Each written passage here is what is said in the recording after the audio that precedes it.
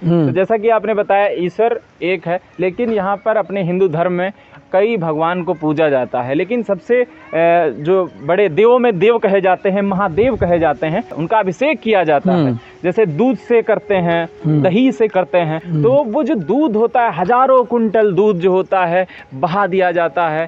तो क्या इस पर कहना चाहेंगे? बेस्ट किया जाता है, ऐसा लोग कहते हैं। जी इधर आ जाइए, विधिवत बात होगी इसमें। जी तो पहली बात तो जहाँ पर आस्था की बात हो वहाँ पर बेस्ट होता ही नहीं है।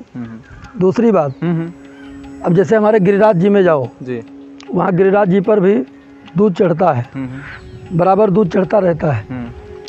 अब ये हमारी आस्था का विषय है। ठीक है। अच्छा एक बात बताओ, हजारों वर्षों से ये कार्य होता है, अगर उसका लाभ नहीं मिलता है तो लोग दोबारा क्यों जाते हैं चढ़ाने? ठीक, क्यों जाते हैं? वो आस्था से आप जोड़ रहे हैं?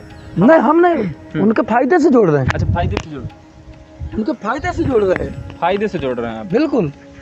तो फायदा मैं क्या कह रहा हूँ कि अगर आप वो दूध जो हजारों क्विंटल बर्बाद हो रहा है, क्या उसी से उनकी मनोकामना, दूध चढ़ाने से ही मनोकामना? क्या भगवान तो सबके लिए बने, अच्छे कर्म करिए, उसमें भी तो आपको सुनते हैं।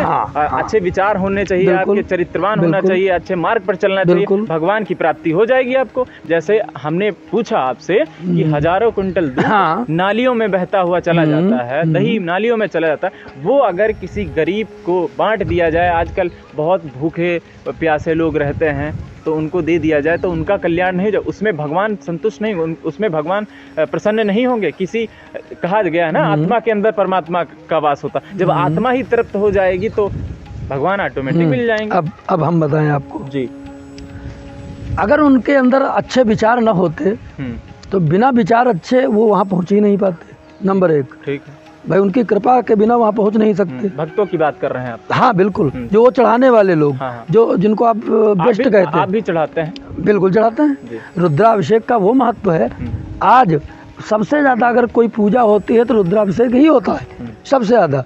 और न विश्वास हो, अब अगला जवाब तो हम दे ही रहे हैं, न विश्वास हो आप कुछ ना करिए, केवल 3 रुद्राभिषेक आप कर लीजिए महीने में। महीने में नहीं, आप 3 महीने में कर लिए, महीने में 1। आप 3 रुद्राभिषेक की बात कर रहे हैं। हम 3 गरीब भूखे नंगों को अगर हम खिला पिला देंगे, सुनिए, तो वो भी हमारे हम ये नहीं कहते हैं कि आप गरीबों को न खिलाओ। हम ये नहीं कहते हैं कि आप गरीबों को न खिलाओ। अब हमारी जैसे हमारे अंदर क्षमता है 5 कुंटल दूध लेने की। ठीक है। 5 कुंटल दूध अगर लेने की क्षमता हमारे अंदर है, तो वो हमारी मर्जी है। 4 कुंटल हमने गरीबों में बांट दिया और 1 कुंटल हमने आस्था के अनुसार शंकर जी पर अभिषेक कर दिया। या 5 लीटर हमने लिया, एक छोटे साधारण सा उदाहरण। कुंटल में आप जा रहे हैं? कुंटल में, कुंटलों की बात बेस्ट वाली चली थी ना, वो इसीलिए मैंने 5 लीटर लिया। 5 लीटर में क्या किया, 5 लीटर में हमने गरीबों को पिला दिया 4 लीटर, और 1 लीटर हमने शंकर जी का रुद्राभिषेक कर दिया। हमारी आस्था भी रह गई, गरीबों का पेट भी भर गया।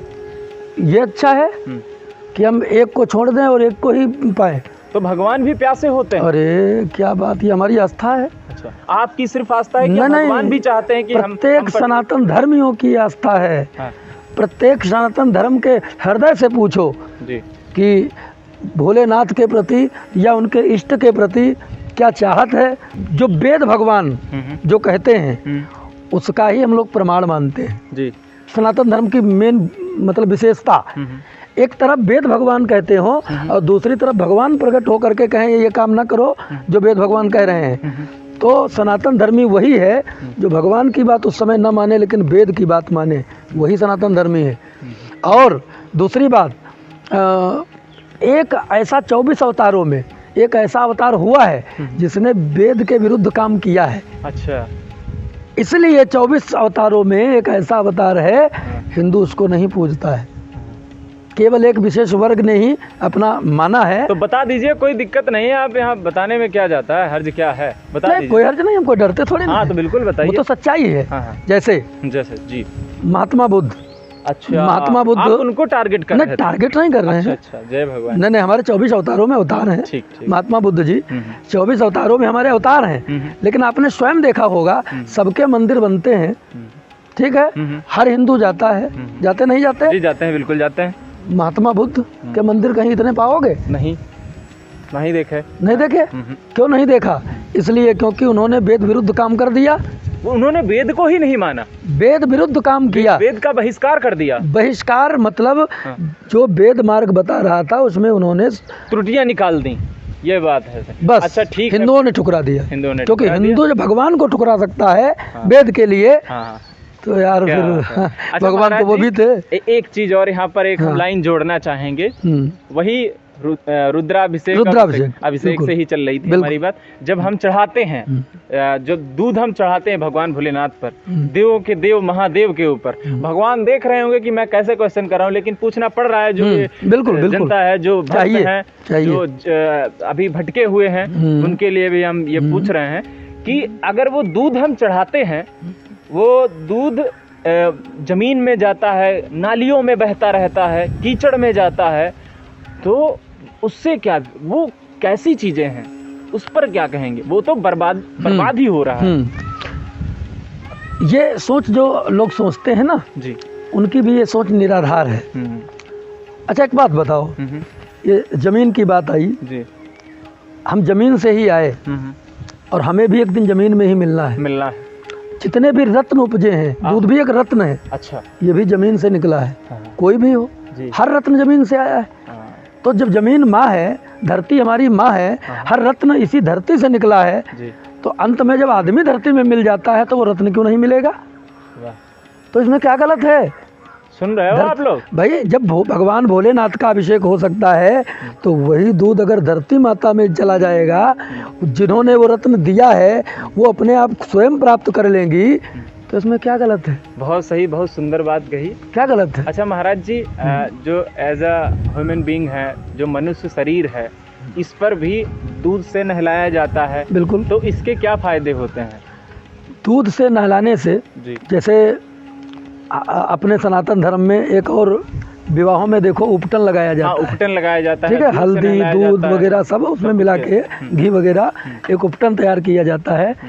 नंबर 1, शरीर के जो भी कीटाणु हैं वो सब नष्ट होते हैं, और जो हमारी जो चर्म है, मतलब खाल, त्वचा, उस त्वचा को उस समय एक बार उपटन लगाने के बाद दोबारा जब व्यक्ति स्नान करता है, उसके बाद में दोबारा उसकी त्वचा देखो कितना बड़ा परिवर्तन है। ये किसका, आखिर दूध का नहीं और किसका महत्व है?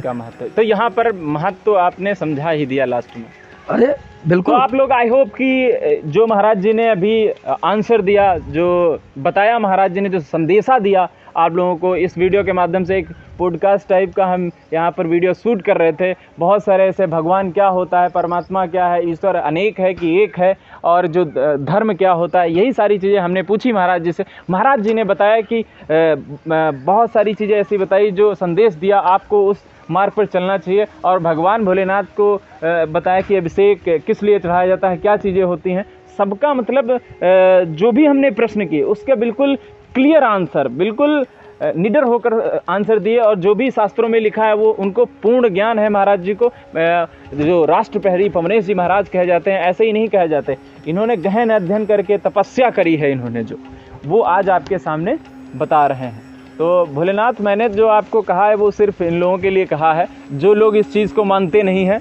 हम क्षमा प्रार्थी हैं अगर हमारे शब्द आपको कष्टदायी हो, हमारे शब्द, तो नहीं, जब महाराज जी हमारे प्रश्न जब दूसरों के लिए कहा है तो बात ही कोई नहीं, बात ही खत्म है। जो लोग इस चीज को मानते नहीं, बिल्कुल, बस उन्हीं के लिए वीडियो, ये उनका दुर्भाग्य है, जो नास्तिक है, उनके लिए हमने एज अ ऑब्जेक्ट होकर पूछा, क्योंकि ये सच्चाई जाननी चाहिए, जानी चाहिए, ठीक है, जाननी चाहिए। अच्छा, जो हमने प्रश्न पूछे जिनका समझ में ना आई हो, वो कभी हमें मिले और बताएंगे, आमने सामने जब बैठे तब वार्ता होगी, तब देखो फिर खूंटा ठोका जाएगा। बिल्कुल, उनके अंदर की सारी भावनाएं ना नष्ट हो जाए तो बताना। महाराज जी, जब हमने क्वेश्चन पूछे तो हमारे क्वेश्चन कैसे लगे आपको, क्या चीजें बताना चाहेंगे? बहुत ही सुंदर, वास्तव में आपका हर प्रश्न ही दिल छू लेता है। ये समझ लीजिए, इतने सुंदर प्रश्न आपने किए। वास्तव में जितेंद्र भैया, आपके प्रश्न सराहनीय रहे। आज बड़ा ही आनंद आ रहा है आपके साथ में, हमें भी। धन्यवाद धन्यवाद। क्योंकि अगर ज्ञान नहीं है तो ऐसे प्रश्न आए कहाँ से? आए ये सब आपकी दया है, अरे ईश्वर की कृपा है, जैसे आपने बताया। बिल्कुल बिल्कुल, सब कृपा है। तो हमारे दर्शकों के लिए क्या कहना चाहेंगे? बहुत बहुत सबका धन्यवाद जो सब इस वीडियो को सुनेंगे। बस यही संदेश है कि इस वीडियो को सब लोग ज़्यादा से ज़्यादा लाइक करें, शेयर करें, ताकि दूसरे लोगों तक ये संदेश पहुँचे।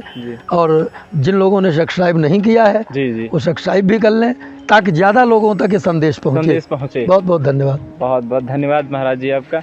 जय श्री राधे। जय श्री राधे।